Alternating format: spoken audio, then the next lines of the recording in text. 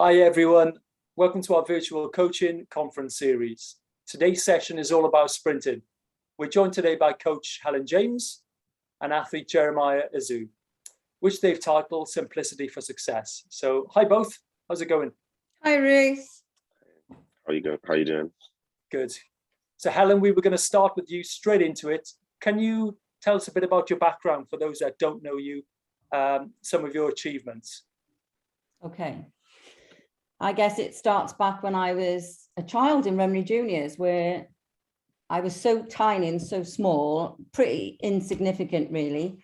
And school sports day came up and I came a very close second to this girl who was about 2 sizes or, massive compared to me. And I think that's where I discovered my competitiveness, because I didn't like coming second. So from then on, I went, my parents emigrated to New Zealand. Whilst out there, I won the Auckland schools. Very briefly then, after 2 years, we came back.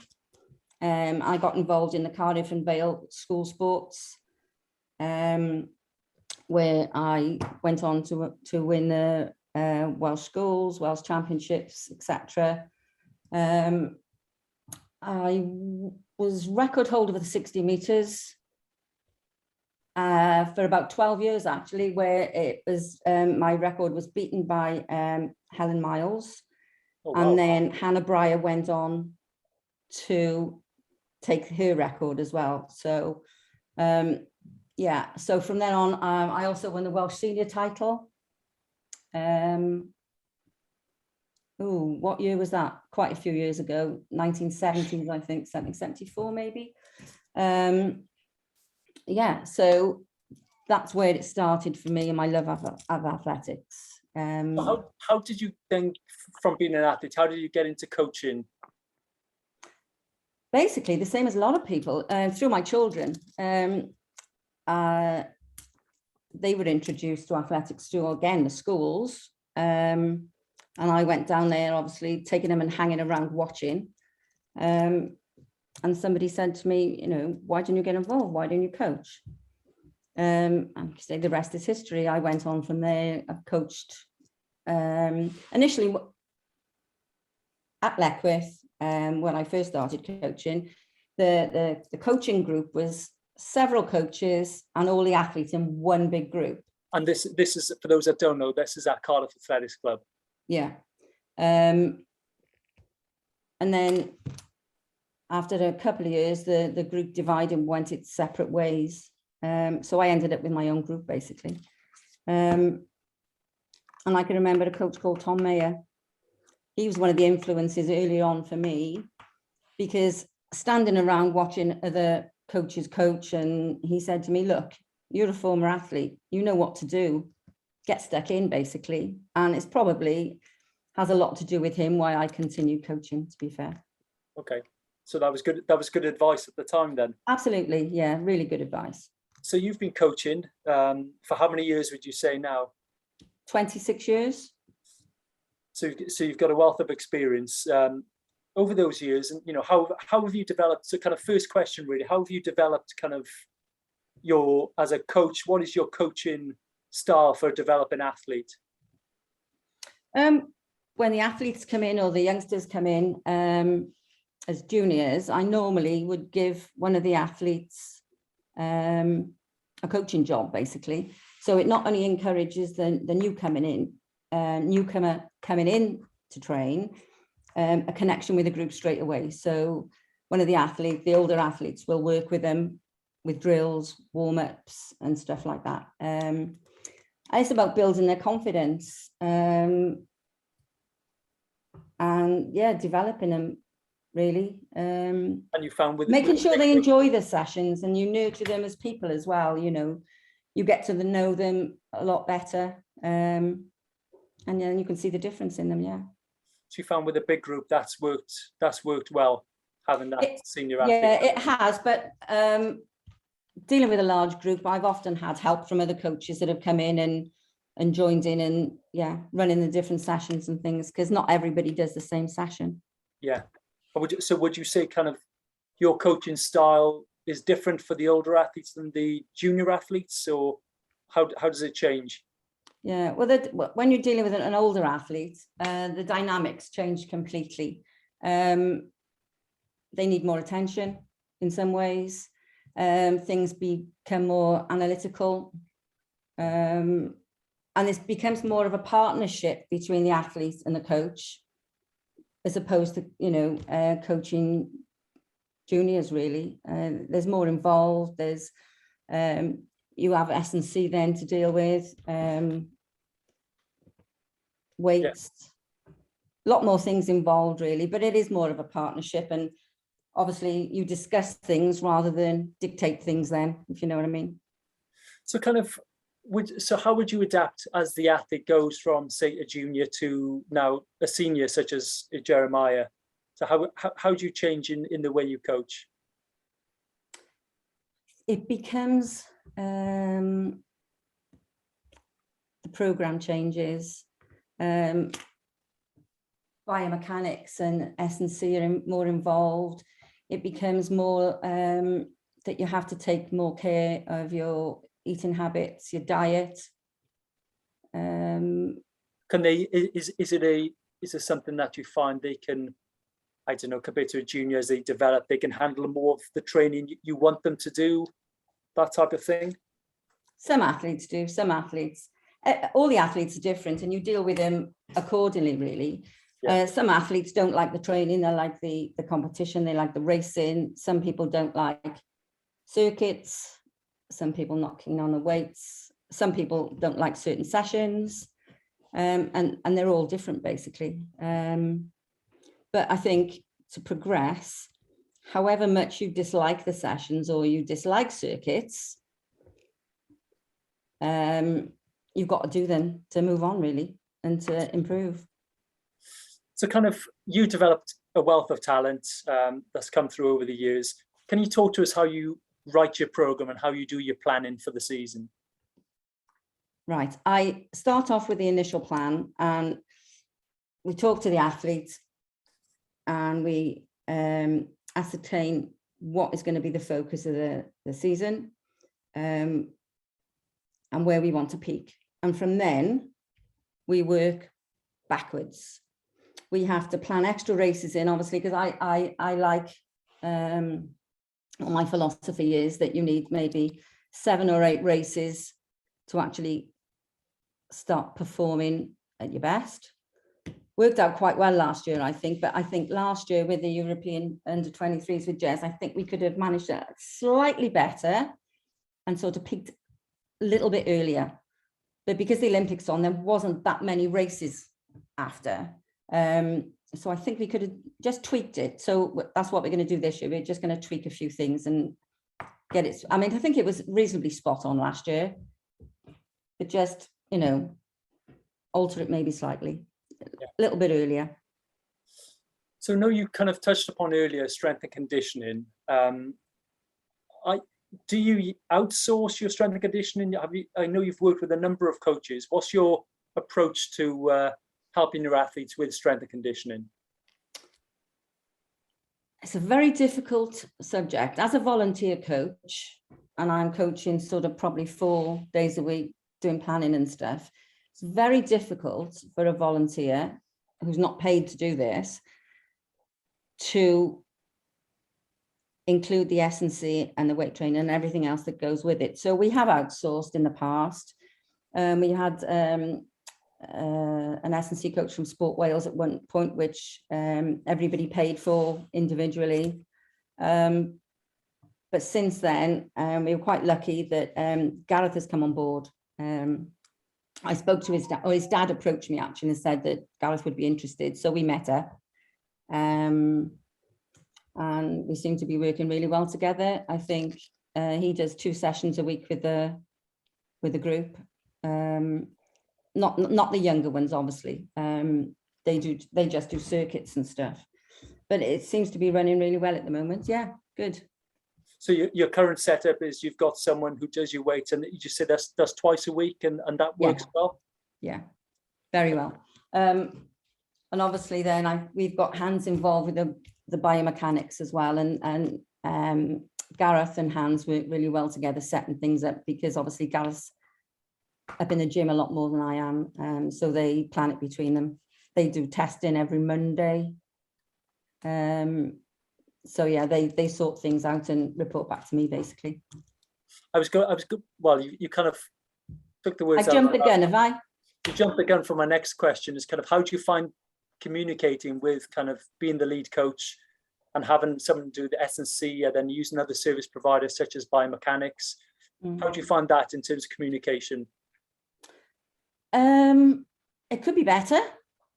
It definitely could be better, but we're dotting all the I's and crossing the T's. It's working really well. And I think because sometimes life gets in the way and you can't always catch up on things when you want, because everybody's got jobs. But at the moment, it's working really well.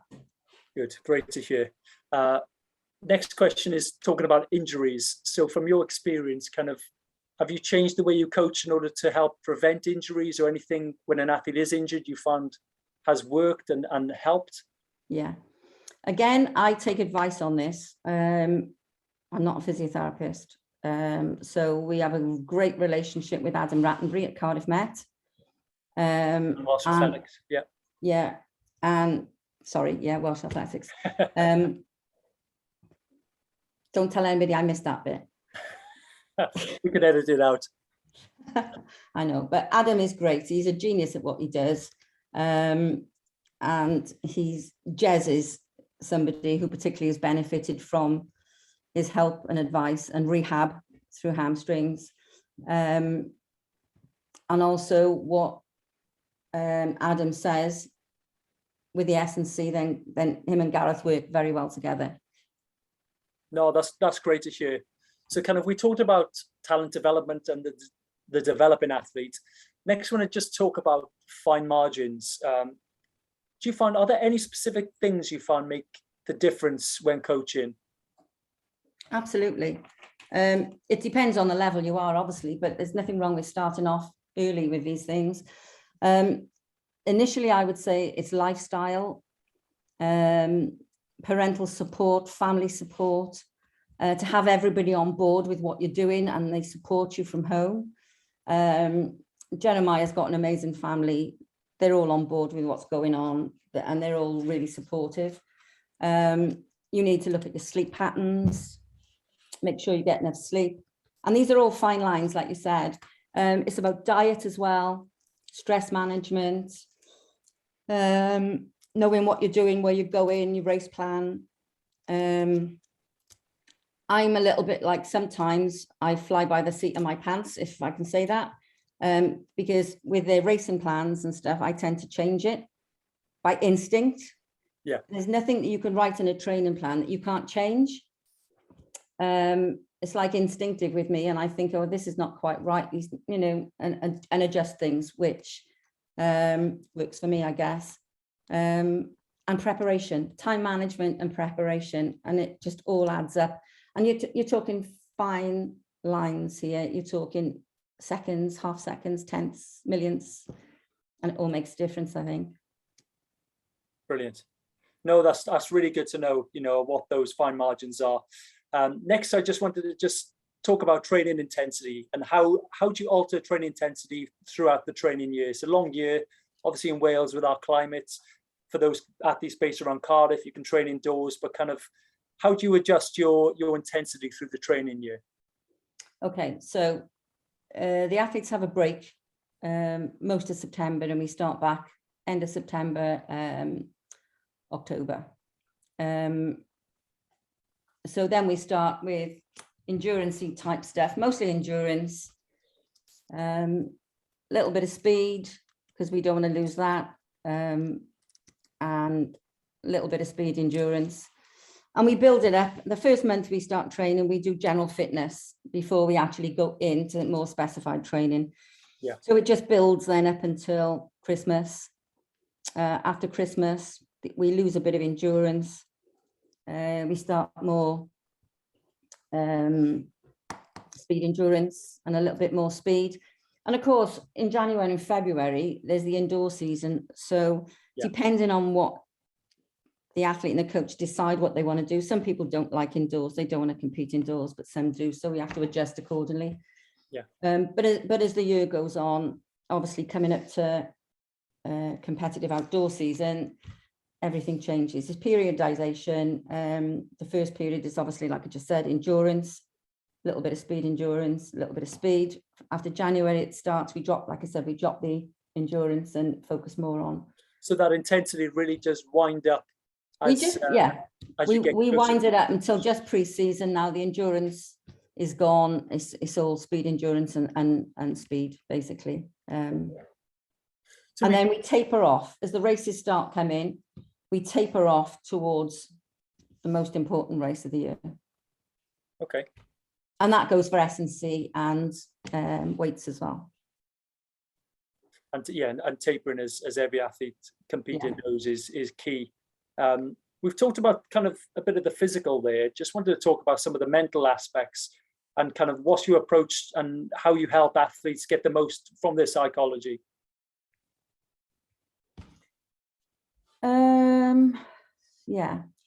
I think you just have the conversation and inspire confidence in them. And some people get really nervous before a race.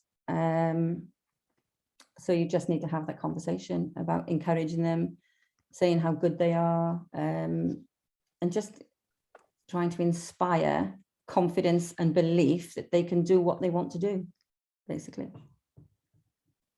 I think we've all had those coaches who just those small conversations at the track, they go a long way. And we all know coaches are many things, and one of them is often they're a psychologist. And that's good to get your feedback there. You kind of touched upon it with Jez and kind of having the right environment. I just wanted to just touch upon that. How do you find if you've got the right environment for your training group? Is there anything you do specifically around that? I think you have conversations, and we do a lot of technical stuff as well. That's a difficult one to explain, actually. It's I think it's just conversations. I think it's just communicating again, really, and supporting your athletes. Yeah, to allow the group to function well when they're training together. I think it's having the dynamics of the right people in the group as well. Yeah. We've had times where a certain person will come in and they sort of don't fit in with the general balance of the group, and that is quite important. Yeah.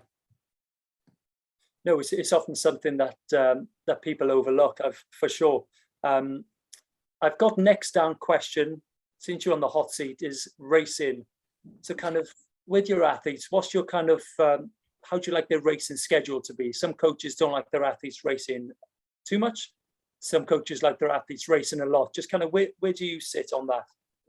Well, I have very strong opinions on this. And again, this is just my opinion.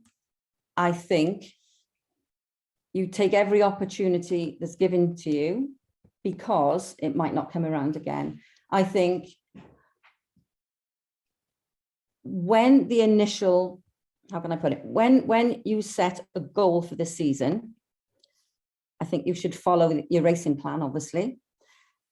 But once that goal is achieved, just go out and run. It's a long winter. It's really hard work. You're out in all weathers, and to put that much training in over 8 months and then only to run, maybe 4 or 5 races within the competition season, I think is just ridiculous, if I'm being honest. I think you put all that energy in, just get out and enjoy the racing, because that's what it's about. That's what you're training for.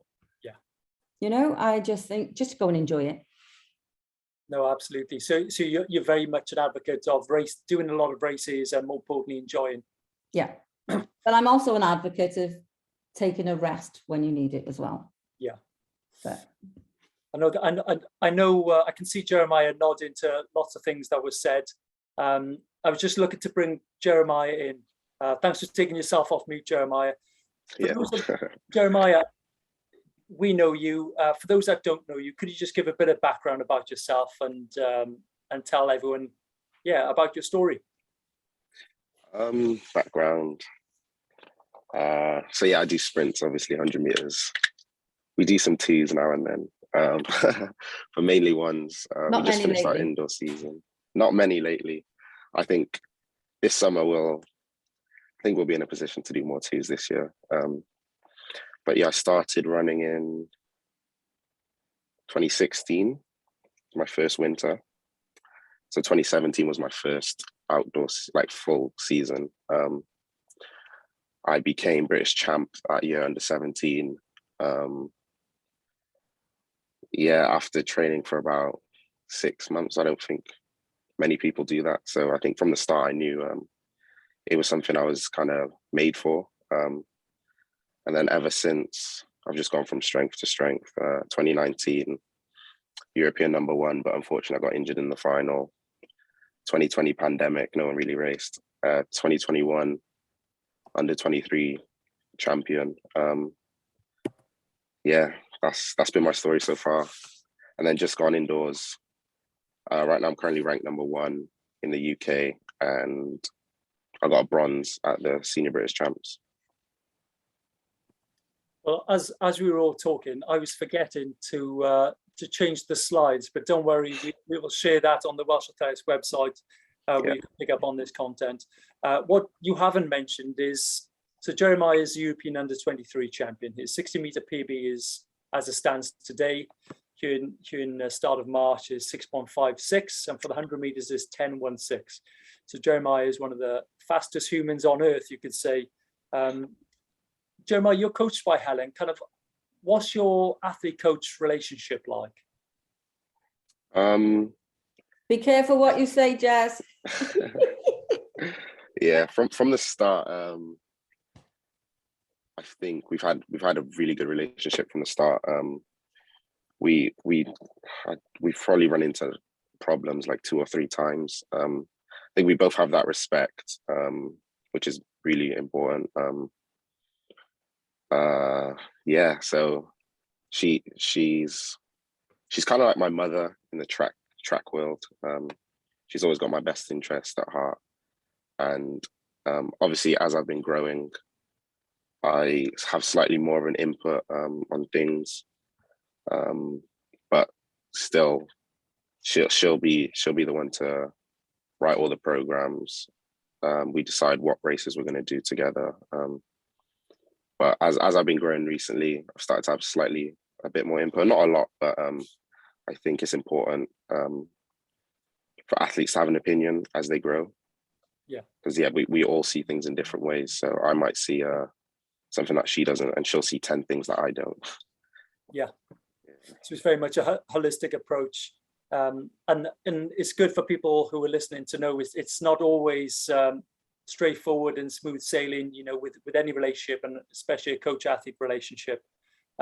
Next, I kind of wanted to kind of touch upon kind of school and college and university life. How do you manage your training around that? So what's your time management, and any advice to other athletes, coaches listening?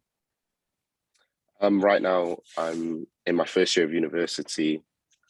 Luckily, the time I have lectures lines up really well with my training schedule, and my uni still has some online, so it works out pretty well. I'm only in twice a week, on a Thursday and a Friday, but I've been racing recently for like the last 4 or 5 weeks, so I haven't been in as much. But before then, there was no real problems managing training and uni. The schedules aligned pretty much perfectly. Yeah. No, that's great to hear. Another thing, obviously, as you get to your level, you start to compete internationally, not just domestically. So how do you cope with that, and how do you avoid being kind of coach dependent as an athlete? I think from quite a young age, I've been quite independent. My parents taught me that I shouldn't rely on anyone. So traveling at the start, maybe it was a bit difficult not having Helen there, because anytime I've been to a comp up until like maybe the last 2 years, she's been there.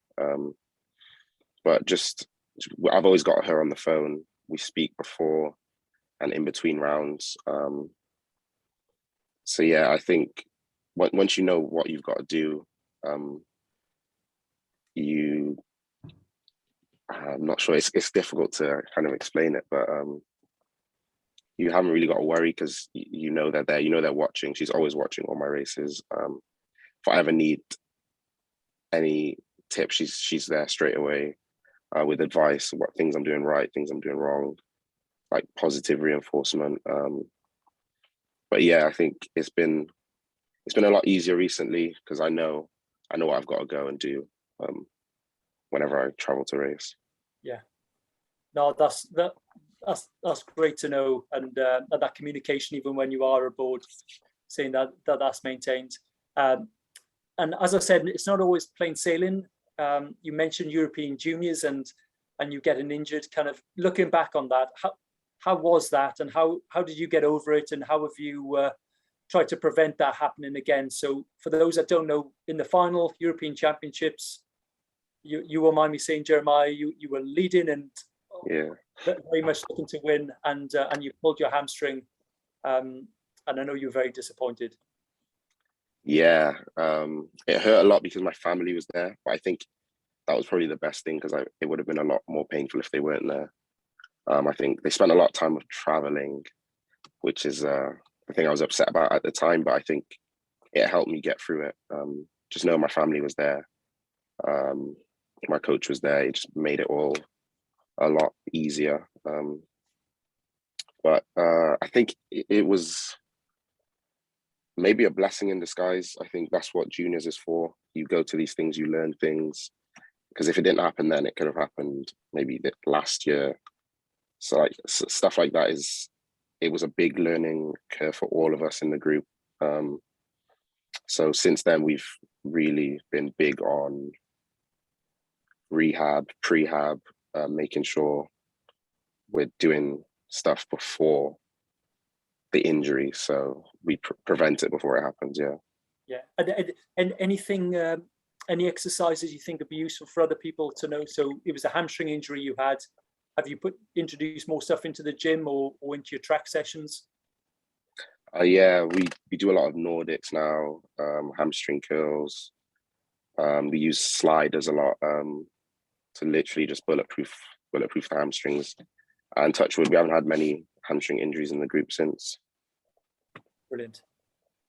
So keeping it positive, looking ahead, kind of, you've had a brilliant indoor season. We've got Commonwealth Games for Wales anyway this summer that everyone's aiming for. Kind of, what's your aims and what's your plans looking ahead? This year, are we allowed to disclose the information, Coach? I don't know about that. I think the main goal is to have fun and run fast. There's 3 major champs, and I'm hoping to be involved in all of them in some way, shape, or form. Yeah, definitely the Commonwealths. I hope we can get a relay for that as well, because that will be my first multi-games experience, and I think if I had the relay guys there, it would make it a much better experience. Very, very diplomatic answer. Very Good answer, Jazz. You're very well polished. And kind of, and same with you, Helen. Kind of bringing you back into the conversation. Kind of looking ahead. What's your plans? For you both and for yourself. To bring home the medals, do the best we can, and run fast. Yeah. No, that's brilliant. Another cagey answer. Well, as we're coming to the end of the presentation, is there anything, Helen, maybe you first, that you'd like to mention or say that we haven't already touched upon with your coaching journey? Yes, there is actually. It's athletics is quite a male, especially the coaching is quite a male-dominated sport. And I was looking at the rankings the other day. From last year's 100 meters, I'm the only one in there, being a female coach. I think the next rank is 49 or 39, and on the indoors, that's just as bad. I just think we need to encourage more female coaches, because at the moment there's not that many of them. There are really good women coaches out there, but we need more. Well, hopefully We need more. from hearing your story and how you've got into it, that will encourage more, hopefully, to get into it. And yeah, I know it's very topical at the moment. And Jeremiah, is there anything else that you want to add to that we haven't already discussed? Not really. Yeah, we've mentioned our coaching setup. Gareth is a big part of our S&C. He keeps our bodies in one shape, gets us strong, so that when we're doing Helen stuff, there's no issues, and then when we get on the track to race, there should be no problems at all. Yeah. Absolutely. No, that's great. Well, both, thank you very much for your time. It's great to kind of, understand a bit more about your athlete-coach relationship and your journey. And yeah, thank you for your time, and I wish you all the best for this season and moving ahead. Thank you. Thank you, Reese. All the best. Bye-bye. Take care. Thank you.